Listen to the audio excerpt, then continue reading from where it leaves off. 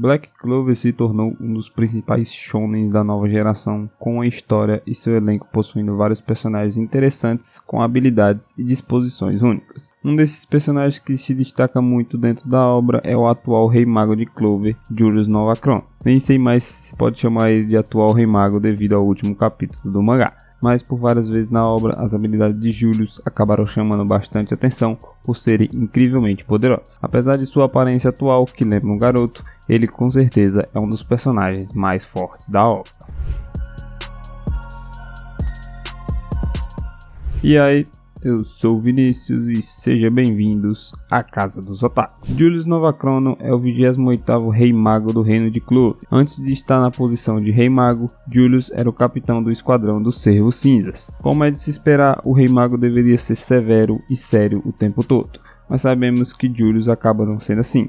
Ele possui um lado infantil que é obcecado em ver estilos de magia diferentes em ação. Ele é um amante de magia e adora explorar o reino de Clover para descobrir diferentes tipos dela. Como resultado dessa sua personalidade infantil, ele frequentemente abandona seus deveres como Rei Mago para desgosto do seu assistente Marx. Independente de seus comportamentos infantis ocasionais, Julius é um líder sábio que possui um vasto conhecimento e experiência de uso de magia. Um bom exemplo disso é que ele reconhece instantaneamente o artefato mágico que Yunio descobre em uma masmorra e explica todas as propriedades sobre ele. Em Black Clover, como em grande parte dos animes, existe a discriminação da classe social dentro do rei. No entanto, apesar da sua norma social, Julius não trata as pessoas de acordo com a sua origem ou sua posição na sociedade. Ele é um líder justo que ama o povo de Clover igualmente. Sua justiça é retirada pela maneira como ele trata Asta e Yuno, independentemente da sua posição social como plebeus. Julius lida com esses dois cavaleiros mágicos promissores da mesma maneira que ele trata outros cavaleiros mágicos de origens influentes, como por exemplo a família Silva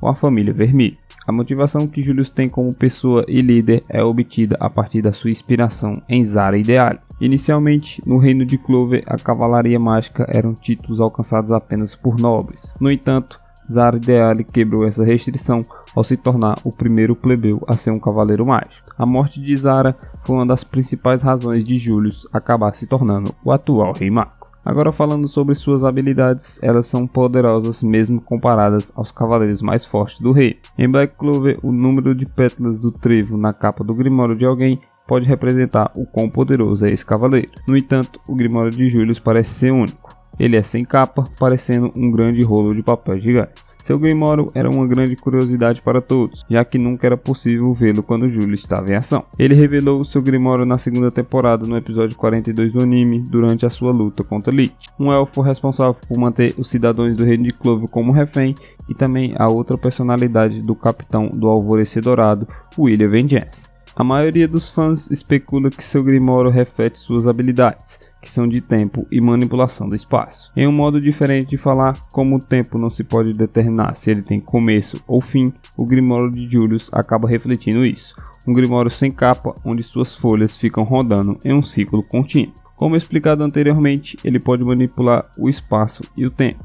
Julius pode parar, aumentar, reduzir e até mesmo reverter o fluxo de tempo. Este poderoso atributo mágico o coloca acima da maioria dos cavaleiros mágicos da série. Além disso, foi revelado que ele poderia até mesmo curar feridas mortais usando a sua magia. Um grande exemplo dessa sua habilidade de cura foi ele reaparecer como criança, apesar de ter sido morto por Lich. Até mesmo Lolopética, a rainha do Reino Heart, o reverenciou como sendo poderoso o suficiente para derrotar os demônios, que como sabemos são os vilões mais poderosos da série. Julius também é um mago de estágio arcano, o que significa que suas habilidades não podem ser medidas usando os estágios mágicos convencionais. Outra habilidade poderosa que Julius possui é a restrição de magia. Ele usa um feitiço chamado Chronostats para prender seus adversários em um espaço diferente de tempo, tornando eles assim imóveis. Essa habilidade para o tempo dos oponentes presos em seu espaço translúcido. Além disso, semelhante à maioria dos cavaleiros mágicos abençoados por mana, Julius também exerce uma grande quantidade de poder mágico, o que torna sua verdadeira habilidade mágica, roubo de tempo, ainda mais fácil. Essa sua habilidade do roubo do tempo, como o próprio nome diz, permite que ele roube o tempo de seus alvos e o armazene para seu uso pessoal. No final do arco da reencarnação dos elfos, Julius usou essa habilidade, Ele acabou usando o seu tempo que guardou em um artefato para reviver o seu eu morto. A quantidade de tempo que ele possuía guardada fez com que ele retornasse ainda como uma criança de 13 anos e não como um adulto, igual como ele morreu. Por fim, Julius pode usar a Zona de Mana habilmente. A Zona de Mana é uma técnica mágica bastante avançada que permite ao lançador usar a mana da natureza. A habilidade é tão avançada que apenas alguns cavaleiros mágicos podem fazer. No entanto, a Zona de Mana é apenas um trampolim para Julius, que combina com suas habilidades para prever ataques de seus oponentes e se torna basicamente impossível conseguir acertar. Então assim, com todas essas habilidades, Julius acabou se mostrando ser digno de se tornar o Rei Mago. Sua luta contra Lich foi um grande exemplo do seu grande poder.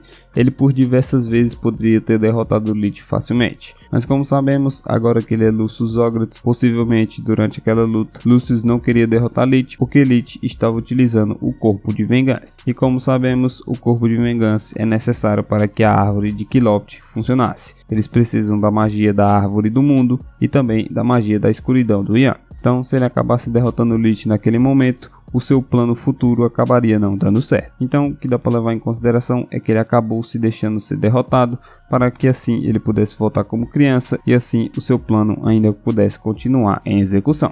Esse grande poder de Julius em relação de manipular o tempo e o espaço também pode estar ligado ao demônio de Lucius, que é o Astaroth, o demônio do tempo. Assim como vimos, aqueles que possuem demônios dentro dele selado acabam tendo um poder mágico extremamente poderoso. Assim como o Asta, apesar dele não ter magia, ele tem a sua antimagia que o torna extremamente forte, e também todos os membros da Tríade Negra que possuíam cada um demônios, e quando eles estavam utilizando o seu poder máximo, era praticamente impossível derrotar eles. Esse pode ser um dos fatores que eleve muito o nível do poder de Julius em comparação aos outros cavaleiros mágicos. Mas para a gente saber se isso realmente vai ter uma relação, a gente precisa esperar o hiato do mangá terminar e ver o que vai acontecer daqui para frente e se realmente existe uma ligação entre Julius e o demônio do tempo Astaroth. Comenta aí qual a sua opinião sobre o Julius. Você acha que ele ainda vai voltar ou será que ele realmente se foi para sempre, já que agora Lucius Zogratz acabou aparecendo e tomando seu corpo? Deixe sua opinião aí nos comentários pra gente discutir. Se você gostou do nosso conteúdo, não esquece de se inscrever e deixar o seu like. Eu vou indo nessa, te espero no próximo vídeo. Valeu!